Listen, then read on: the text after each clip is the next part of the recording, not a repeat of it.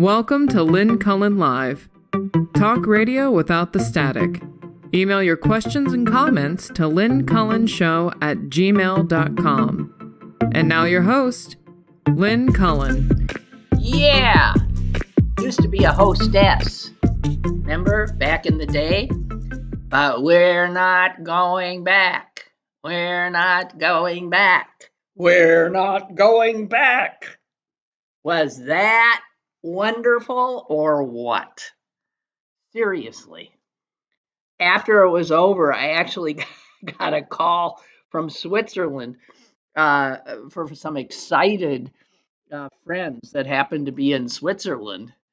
And I guess it'd be pretty late there, but they watched the whole thing and they were so excited. And the first thing out of their mouths was, "Boy, I bet you're going to sleep better tonight."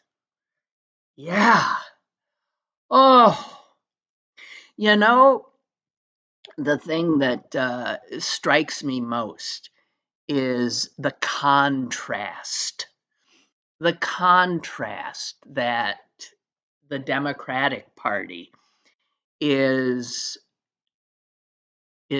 presenting to the electorate. The contrast to the angry, draconian, everything's wrong, the negativity of the Republicans. They almost seem to hate this country. They don't speak well of it, ever. They don't speak well of us, ever. The divisiveness of their message, as opposed to the obvious visual unification present in the Democratic ticket. Male, female, person of color, white.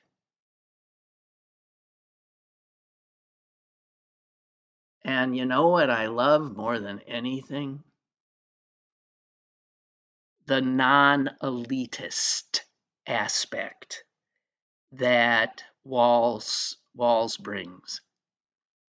I don't know about you, but I am so sick of all the people with the law degrees. I am so sick of all of the Yale and Harvard and Ivy League and Stanford graduates. Nothing against any of them. I've got them in my family. But you know what? Generally, those kinds of degrees and those kinds of backgrounds end up putting people in a position, in a life, in an environment, in professions in which they are removed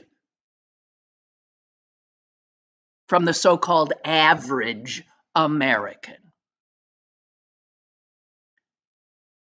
And as the Democratic Party has become more and more of that, elitist, we have pulled away from what was once our strong base of working class people. And I don't think we're ever going to get it back unless we drop the elitism that is now so ingrained in how we present ourselves to the rest of the country. And so Tim Walz, to me, yesterday was what a breath of fresh air. Man, if people really do base their votes on who you'd want to have a beer with, whoa, no contest.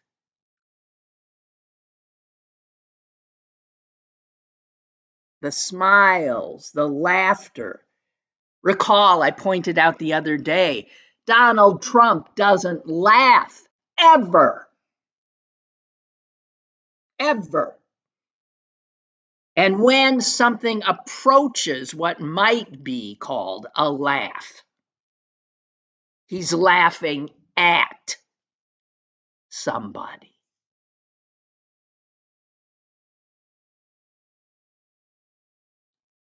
I think the truncated nature of this campaign plays in our favor. And I think Walz ain't going to, he'll still be an engaging figure on election day, no matter what gets thrown at him. And they'll throw it. It's starting to come.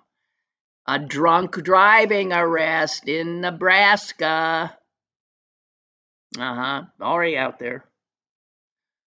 When he was, 31? Well, that's 30 years ago. And as far as I know, he hasn't had another. And I suspect a lot of people will just say, well, that just checks off another thing of being a good old Midwesterner, driving 90 some miles an hour on some country road. Yeah. Well, I loved him. I only think he made one mistake during his speech. And stop and think, that speech he gave, as far as I could tell, I don't think it was a teleprompter speech. I think he was speaking from his heart. I don't know. I cannot say that for sure. But man, if it was a teleprompter speech, it was really well done because it seemed natural as could be, did not seem scripted or written. I just thought the one thing he said, which I thought, unnecessary, gotta laugh. And he even underscored it. It was the wrong thing when he made a remark about Vance and the couch. And the reason that was a cheap laugh, but the reason it wasn't smart is it is known that that is fake news. The idea of I don't know. I can't even remember what the backstory is that he had sex with a couch. That stooping to that level, doing what they do, is not smart. Not smart ever. Now, I'm not talking about Michelle Obama's when they go high, when they go low, we go high, because I don't think that's necessarily right, because you gotta meet them and finish them off. And I'm quite willing to go low, but don't go low in the way they do always. Spreading misinformation. We've got enough of real facts to go at them from now until election day and never repeat ourselves, right? So, I don't know. I was so energized after that, so happy, just thrilled, just thrilled. I think she made a brilliant choice. That's all I'm saying.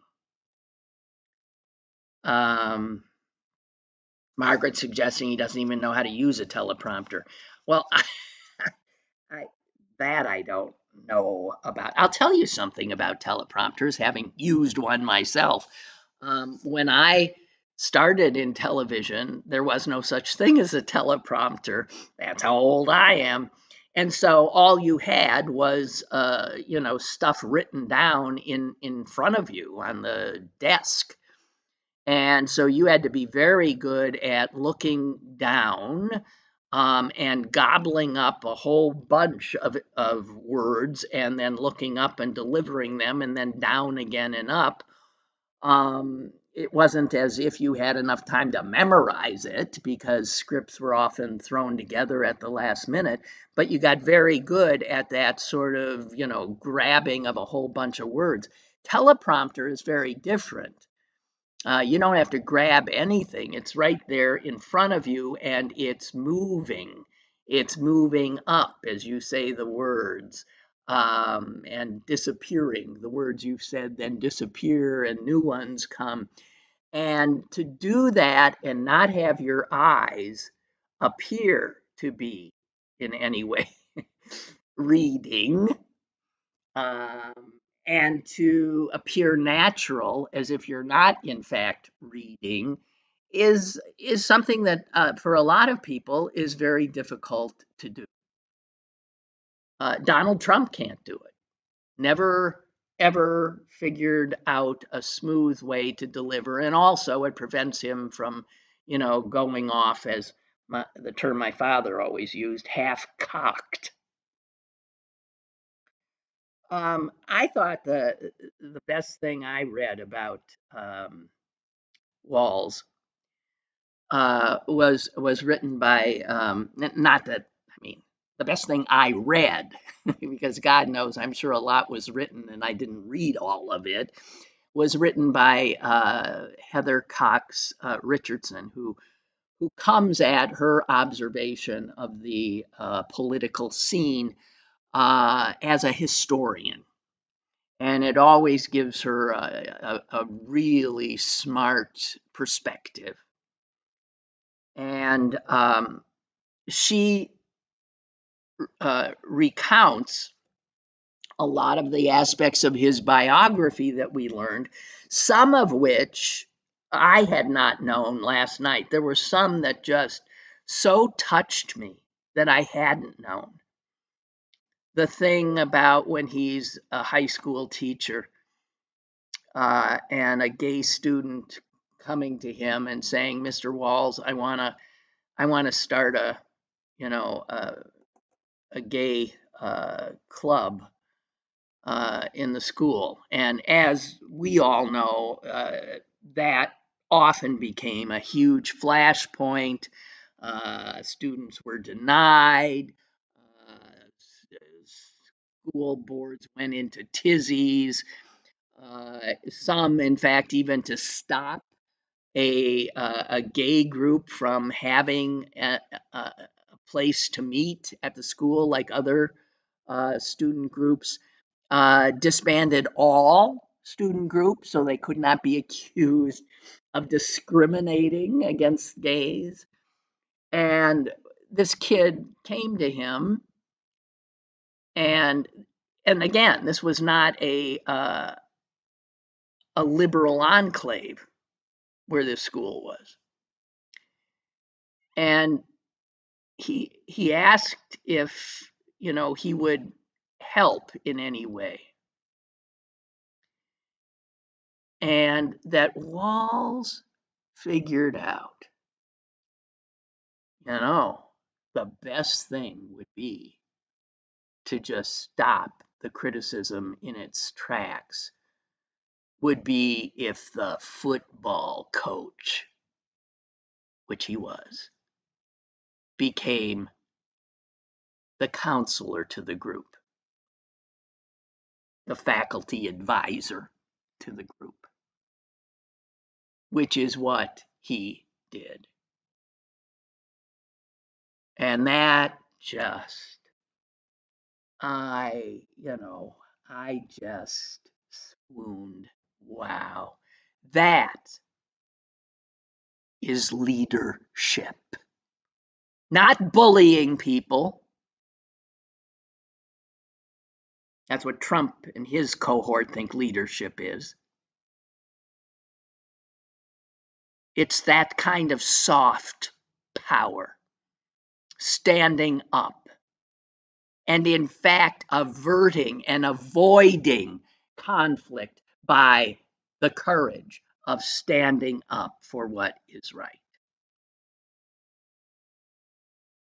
That he enlisted when he was 17 years old, served 24 years. How long has it been since the Democrats, for that matter, how long has it been since the Republicans have had an enlisted man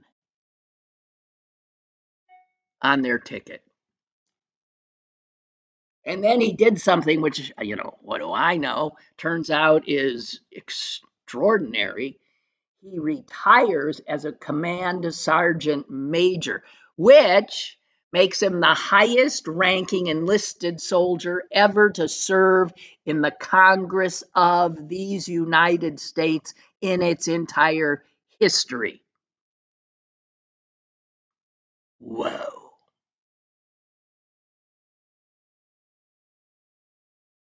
And then, of course, he was able to go to college because of that service, because of the GI Bill, one of those commie pieces of legislation that Democratic administrations got behind. And then he graduated from a state college. Yes.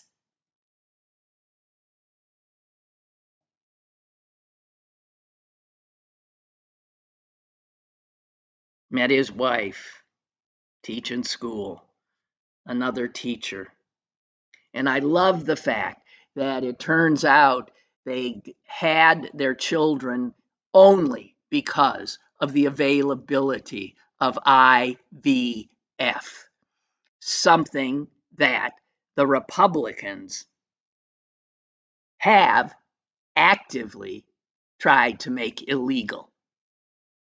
And then seeing the groundswell of anger that created, backing away, some of them backing away.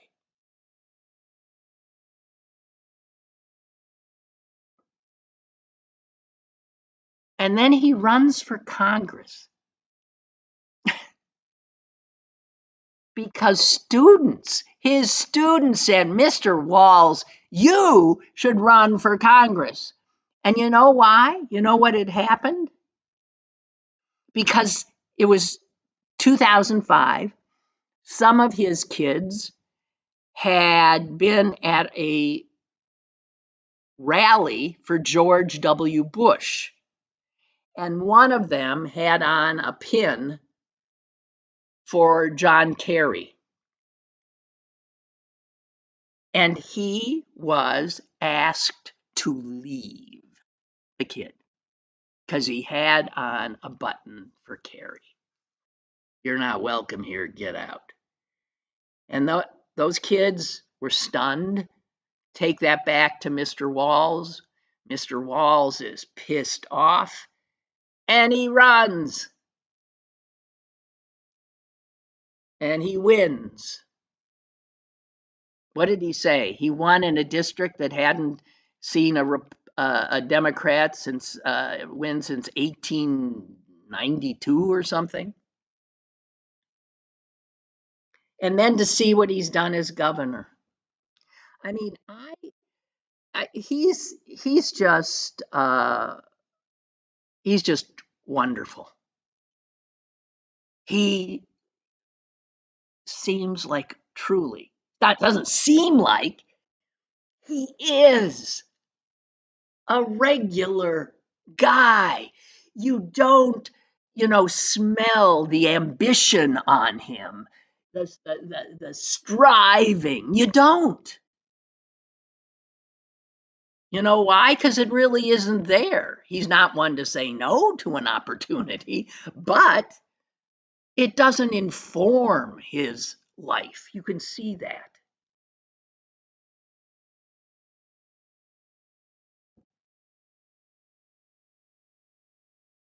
Um,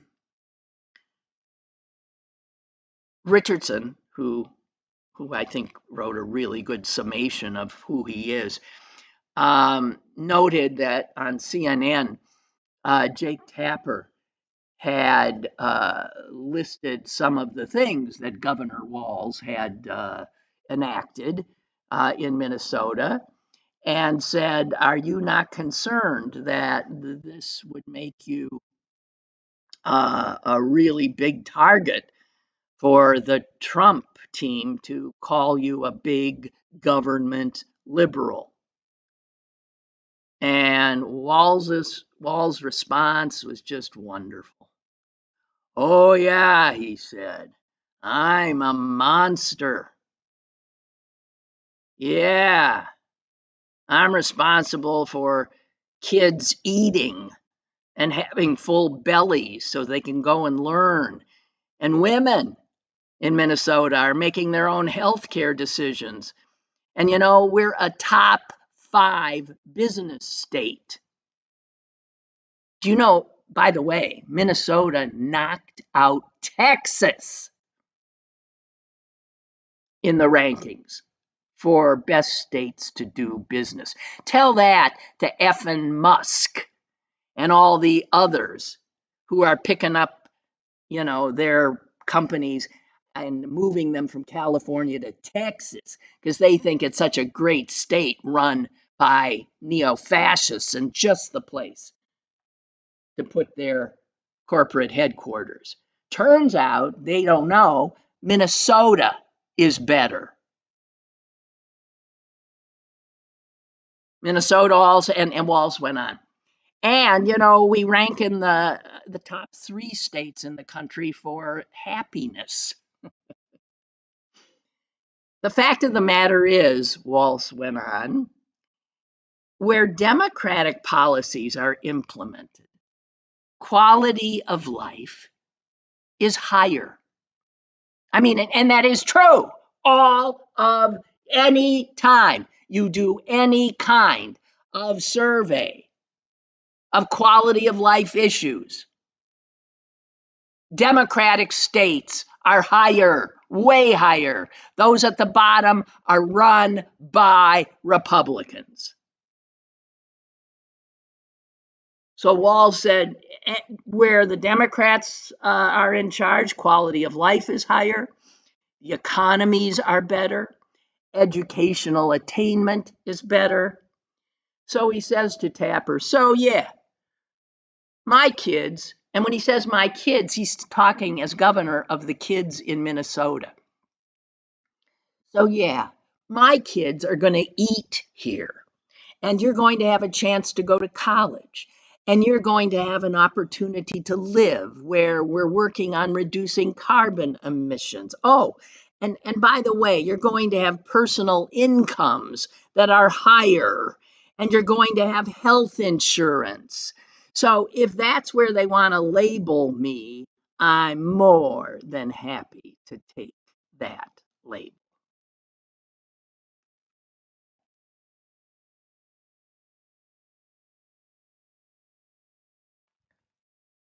And Richardson, being the historian, says, historically,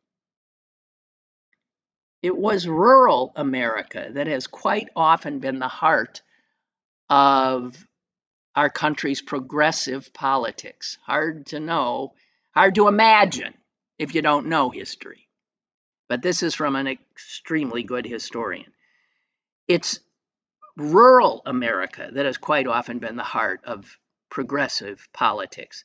And the Midwest, especially the northern Midwest, has been a central place in that progressivism.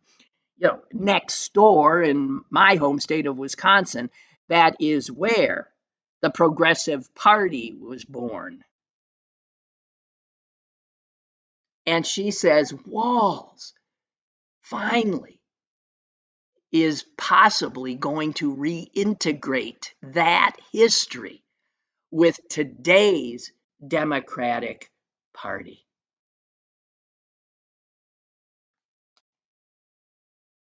And she points out that by choosing him, Harris really really stuck it to the Trump campaign again.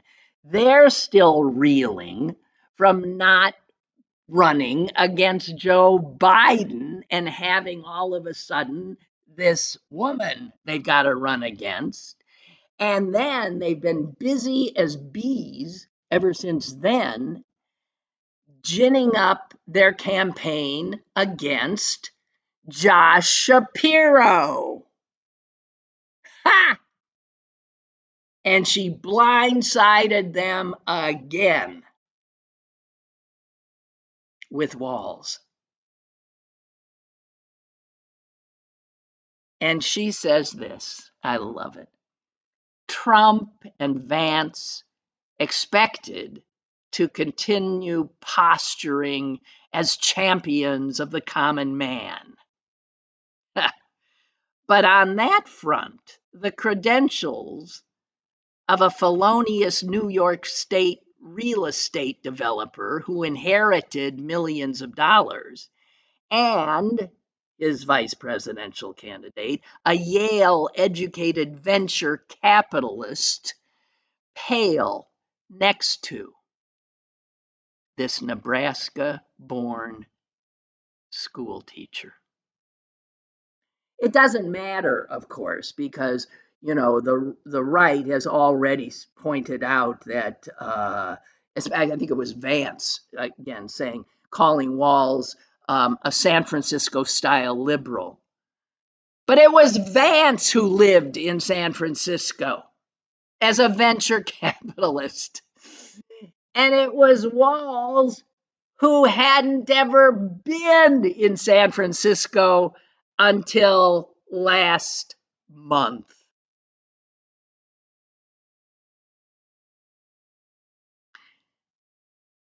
And if you want to know how unifying this choice of Walz is, note that his choice was enthusiastically endorsed by both Alexandria Ocasio-Cortez and Joe Manchin. How's that for unifying a fractious Democratic Party?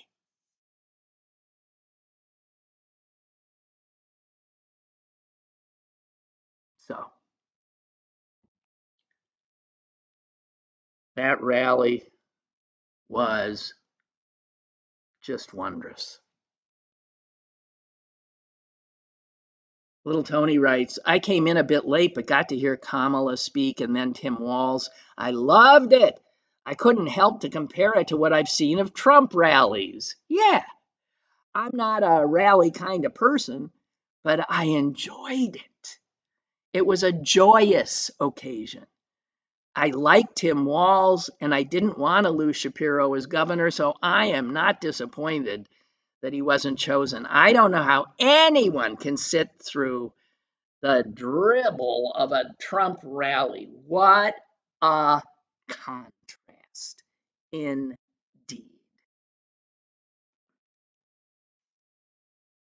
Just wonderful. So, I'm happy.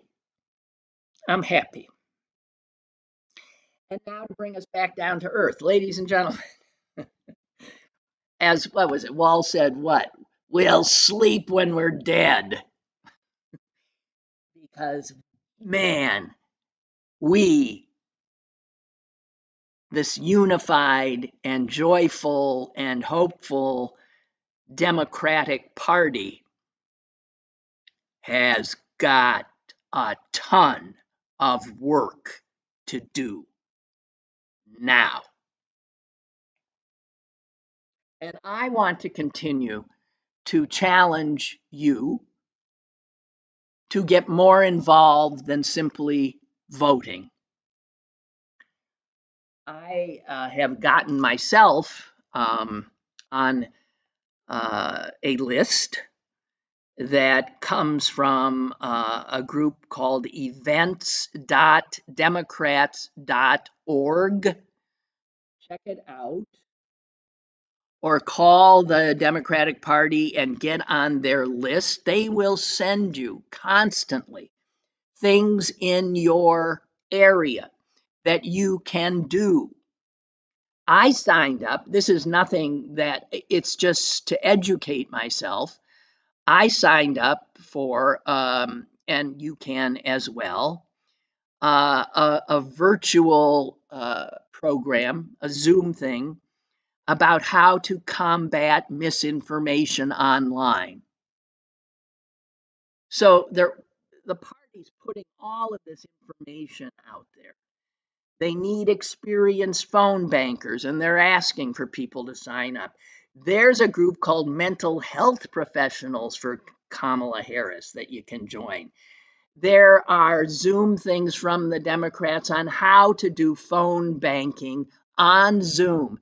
So you just stay in your home and help. Then there's the League of Women Voters. I went to their website yesterday, and if you go through it, you will find all kinds of things that you can do to help. You don't have to be a door knocker.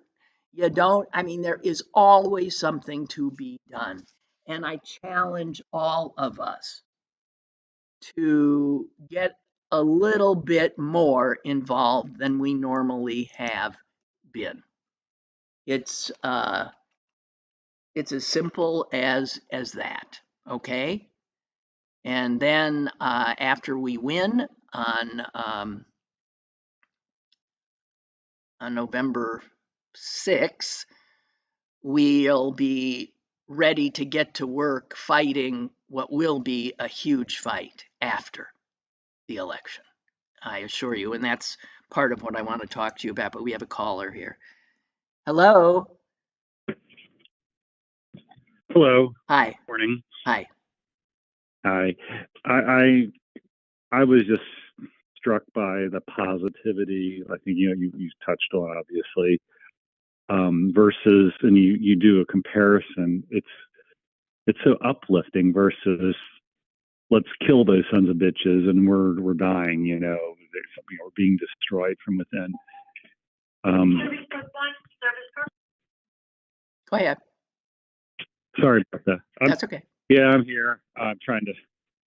So anyway, but you said something earlier about how Walz, he kind of would touch the rural, may touch rural America, Mm-hmm. and I don't know if it was Archie Manning or some former athlete was talking about rural America, and in contrasting it with what Walz is saying they have in Minnesota versus taking care of his kids. It was interesting. I love that term. But like in rural areas, especially in the red South, it's like this athlete was talking. I wish we'd focus more on our problems with illiteracy and obesity. Mm-hmm.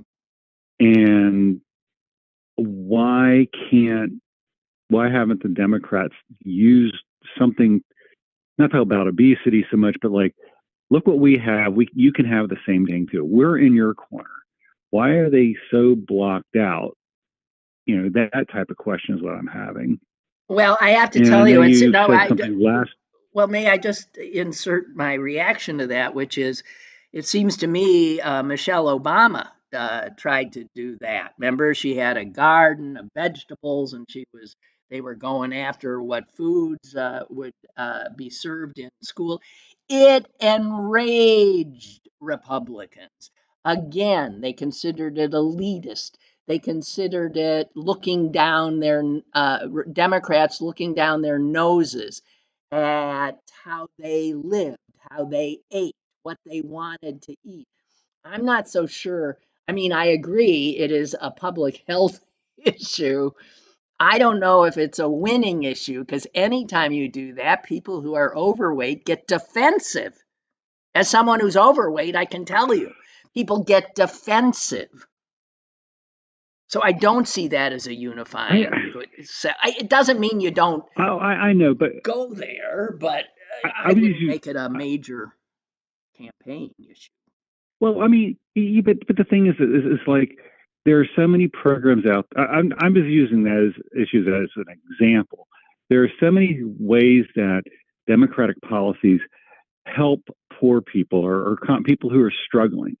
And you know, and I go visit my mother-in-law, and she lives in rural America, and these people are, you know, they're a stronghold for Republicans, but there's nobody reminding them you have this available to you, not because this schmo who you elect every time, or probably they don't vote. It's because of all these, and it's like, well, the rural areas, there's so few people there, it's not worth our time to focus on them as far as like getting their vote. And this is where I think the Democrats have gone wrong. And so like there are people like, you know, Warren Buffett and Bill Gates who have provided lots of money for, you know, philanthropy. And the reason I bring them up, because you said something about last week about, I don't know if it was Kansas and or Texas and or Florida, could be all those crazy places where where they're trying to get voter registration up. But if they do something wrong, there's a potential of $500,000. They're trying to like criminalize it. Yeah, it's like there's penalties for, you know, not dotting an I, so that they're literally in Oklahoma and Florida, especially, making it almost impossible to have voter registration drives.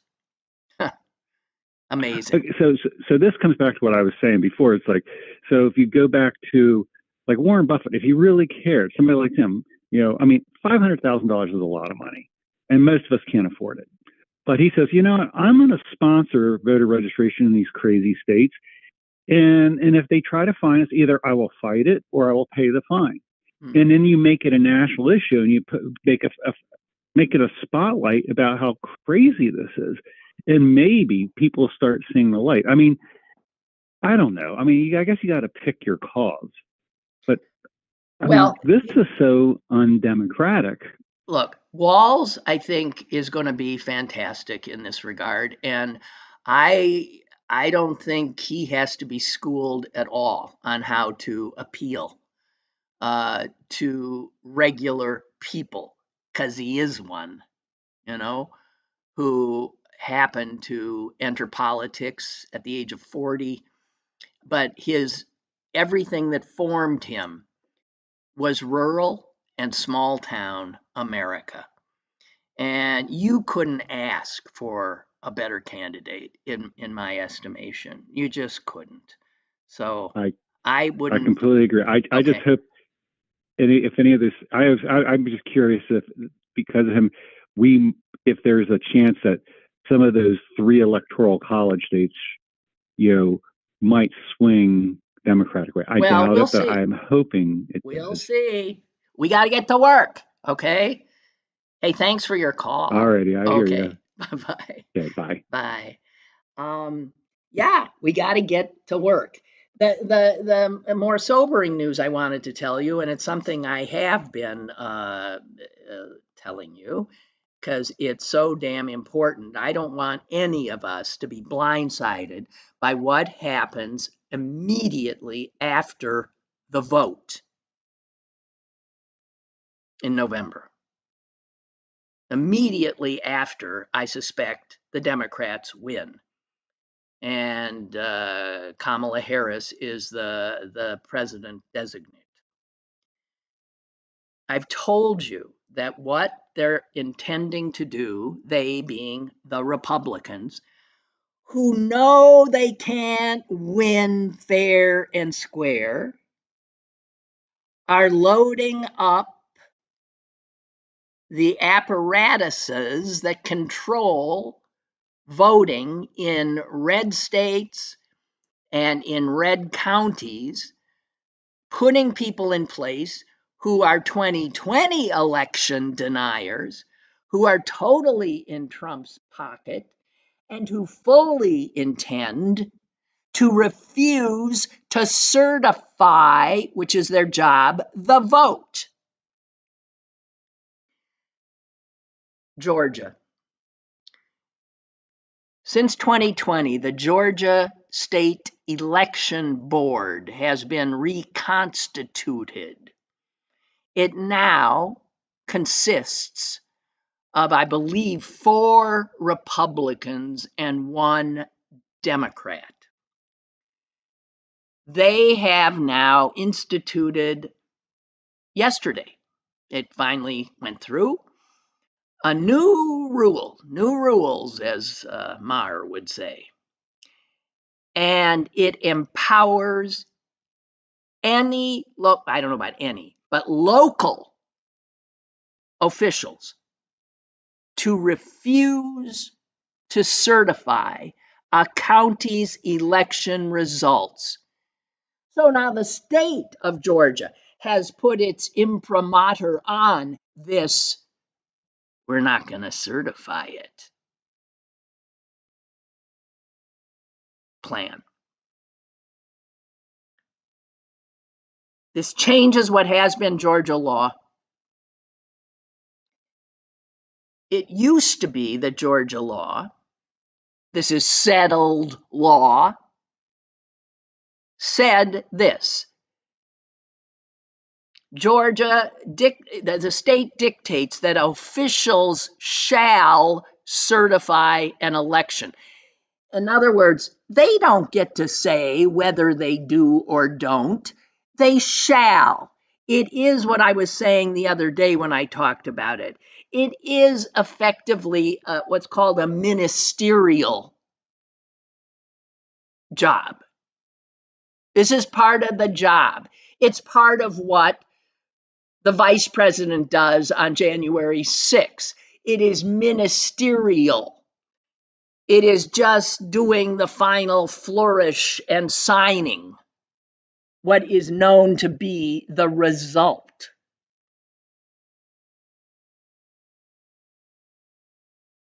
And in the past, after that was done, if there was any allegation or, dispute, or if there was, it would be left to the courts and recounts of votes to deal with. But the vote was always certified.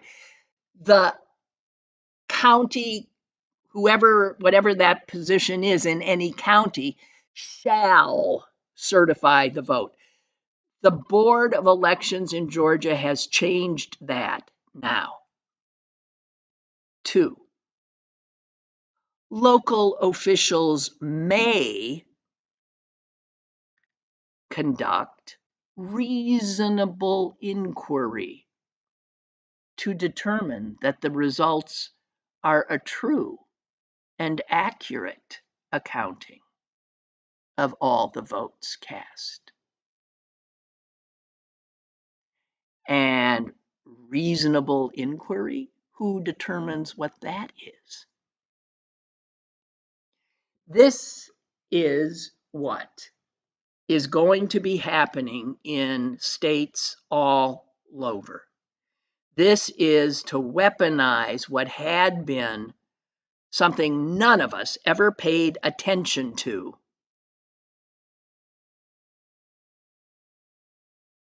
help Donald Trump pretend he won.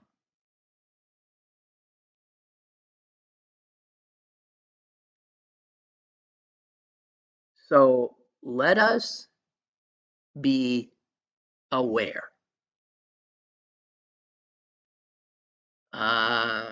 It's frightening. At a campaign rally, by the way, on Saturday, Trump was just elated about what he knew they were about to do.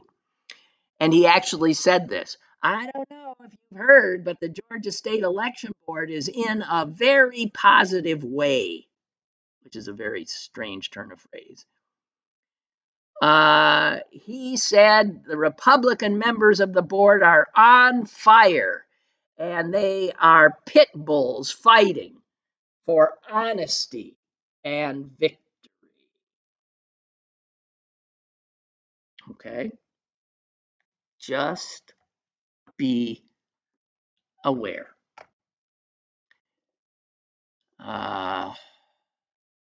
You gotta know thine enemy. And if we know one thing about these guys, they don't quit. Even when the votes are in, the votes are counted, the contest is seemingly over, they don't quit. We know that.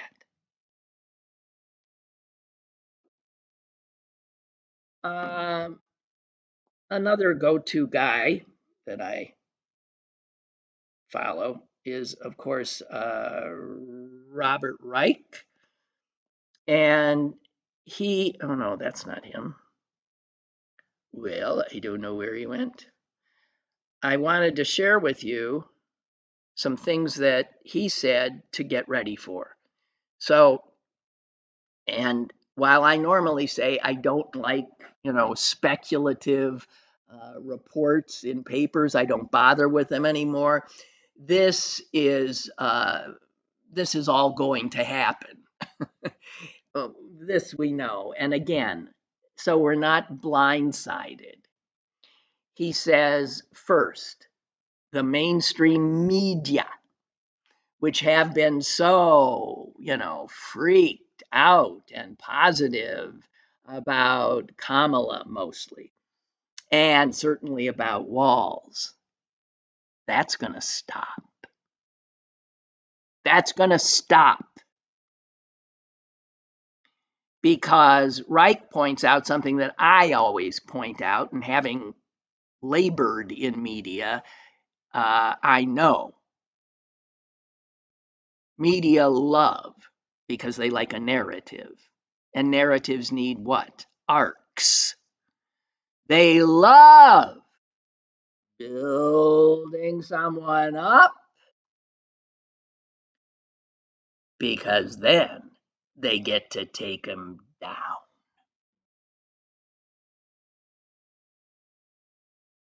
And all of that, ka-ching, ka-ching, ka-ching, ka-ching, keeps people reading, watching. That's a given. So get ready for a whole bunch of the kind of opposition research that the Republicans want to get out about the Democratic ticket. Because it's coming as night follows day. Reich puts it this way. There's an old journalism saw that there are only two media stories. One, oh, the wonder of it. And two, oh, the shame of it. That's about it.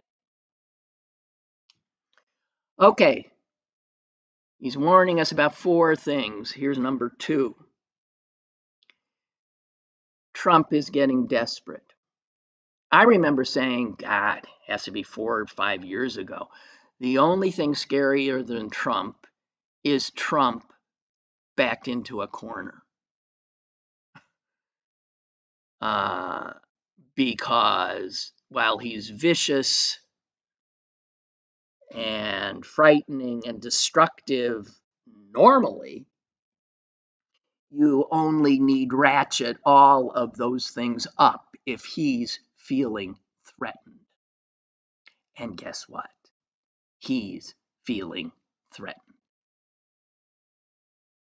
It's not just that he cannot accept losing. It's that he's trying to stay out of jail. He has never found himself in a more terrifying situation. So he will get ready. All the race baiting, all the misogyny, all the whatever it is that, you still somehow gasp in disbelief at, it's just going to keep on coming. the cesspool, as Wright puts it, will become even more fetid. Yeah, get ready. And number 3, and I don't think we think about this one enough,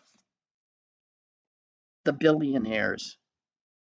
The billionaires. They're coming. Their money and what it can buy is coming. And one of them, of course, Musk, the richest man, has 192 million followers on the platform he owns and has already started putting out disinformation, absolute lies about Kamala Harris. And the other billionaires, what's his name, Thiel, who essentially paid for Vance's Senate seat in Ohio, these guys will throw unbelievable amounts of money. You know, I was reminded of this. I don't know if you saw it, but there was this, just cringeworthy story a few weeks back about Timothy Mellon, a billionaire whose money, of course, came out of the Mellons here in Pittsburgh. He is the poster boy for why inherited wealth should be, you don't have to, make it so people can't inherit, but there could be like certain limitations put on it. This guy is stark raving mad, and as far as I know, he has contributed more money to Trump than anybody else. Millions and millions and millions of ill-gotten wealth. There is this unbelievable story. This is how nuts this guy is. He read about a bunch of explorer types, people looking for, people like looking for shipwrecks and this and that. These people were looking for Amelia Earhart's airplane. And man, that excited this guy. And he wanted to go with them. And they looked at him like he was nuts. He said, I'll give you $1 million if you let me go with you. And they decided there was room. On the trip for him. And one of these guys later said, yeah, well, he was pleasant enough if we weren't talking politics. I mean, his views were somewhere to the right of Attila the Hun. Well, the expedition didn't find the plane. But he claimed they did. And he claimed, listen to this nutcase. This is the kind of people who have more weight than you or I in deciding who's going to be in office. He claimed to see airplane wreckage, even bodies. Now, he wasn't going down. He was looking at the video that these guys, divers, were actually bringing back up from the ocean floor. Mellon said, well, you can see the wreckage there. You can see the bodies. And they said to him, look, Tim, those are rocks. That's coral. But Mellon kept insisting. He said, I saw a banjo. I saw a severed hand. I saw rolls of toilet paper. Uh-huh. Yeah, 75-year-old rolls of toilet paper at the bottom of the ocean that Amelia Earhart, along with her banjo, had in her plane. And that wasn't all. He said it was apparent that the heads of Earhart and her navigator had been separated from their bodies and were encased in cellophane bags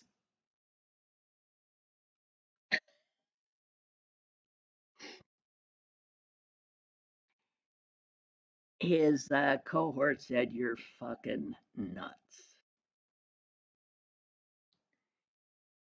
He sued him. Said, I gave them $1 million and they deliberately overlooked the wreckage. I saw her head in a cellophane bag. And then he spent hundreds of thousands of dollars more on forensic experts trying to prove that all the things he was saying were true. This guy is nuts. These are the people who, yeah, I just got to say. He ran a company totally into the ground.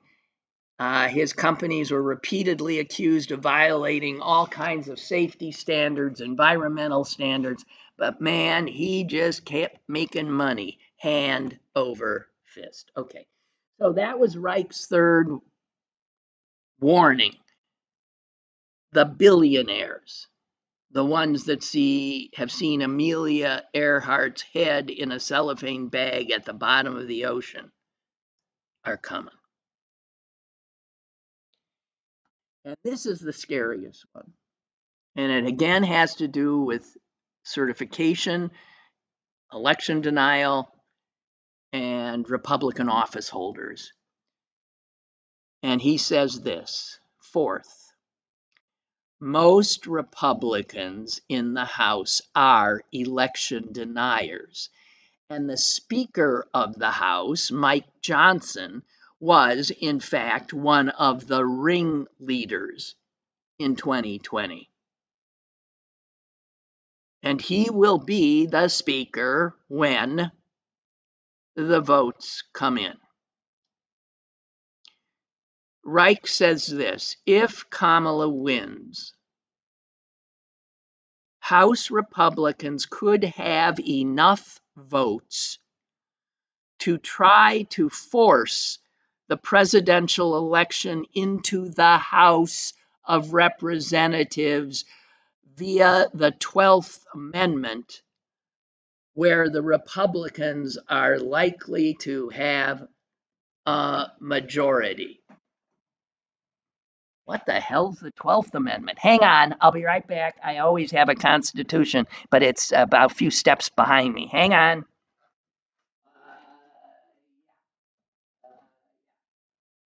Okay, the 12th Amendment. Jesus H.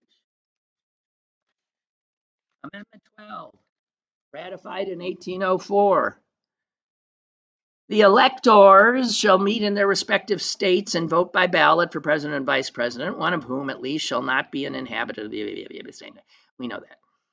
And they shall make distinct lists of all persons voted for as president and as vice president, and the number of votes for each, which lists they shall sign and certify and transmit sealed to the seat of the government of the United States, directed to the President of the Senate. Now, that would be the Vice President, Kamala Harris.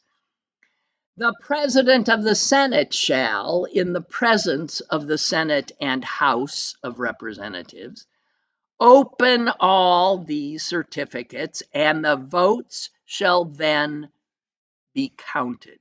This is what they tried to stop on January 6th.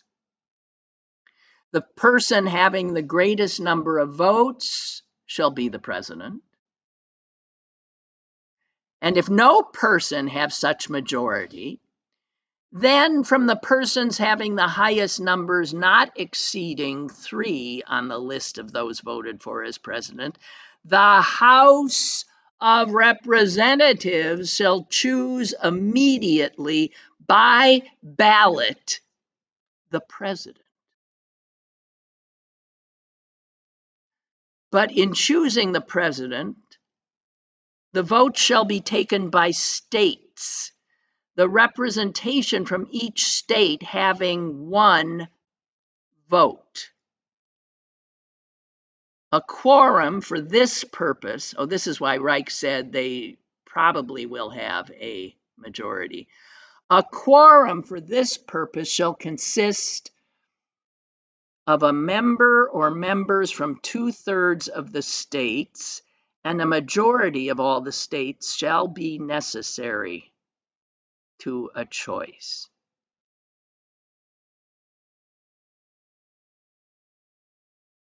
And if the House shall not choose the president, whenever the right of choice shall devolve upon them before the 4th day of March, then the vice president shall act as president, as in the case of the death or other constitutional disability of the president. Well, so if somehow the House doesn't do this, then Kamala still becomes, the person having the greatest number of votes is vice president. Shall be the vice president. If such, it's going to be the same for both. Oh my God. Okay, so there's that. So if enough of these attempts to refuse to certify come true, occur, and with all kinds of machinations of all sorts going on by these never say quit Republicans trying to keep Donald out of jail and themselves in power, this could happen, just so you know. Okay? Now we can go back to being very excited about our really good ticket and doing more than we've ever done before to get that ticket overwhelmingly over the finish line. Okay? Thank you so very much for being with me. Appreciate your presence. And I'll be back tomorrow. God help us.